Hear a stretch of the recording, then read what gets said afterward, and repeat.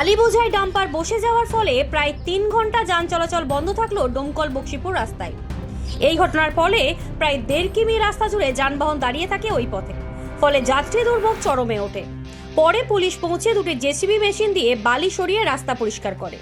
Police ও স্থানীয় সূত্রে জানা গিয়েছে, একটি বালি বোঝাই ডাম্পার বালি খালি করতে গিয়ে আড়াআড়িভাবে দাঁড়িয়ে যায় রাস্তার ওপরে। স্থানীয়দের দাবি, নতুন তোলা মাটির উপরে পেছনের চাকা বসে যেতেই গাড়ির সামনের অংশ পুরো রাস্তা বন্ধ হয়ে যায়, আর তাতেই বিপত্তি দেখা দেয়। চলুন শুনে নেওয়া যাক কি বলছেন ট্রাক চালক। 3 ঘন্টা থেকে দাঁড়িয়ে আছে। 3 ঘন্টা থেকে? হ্যাঁ 3 ঘন্টা থেকে অসুবিধা, এই জামে দাঁড়িয়ে রয়েছে, পুরো জাম লেগে আছে। না কেউ কিছু বলেনি, আমি গিয়ে দেখছি ক্লিয়ার হয়নি, কি করবো, এসে বসে আছি খালি। প্রশাসন তো এসেছে, এখন কি হয়।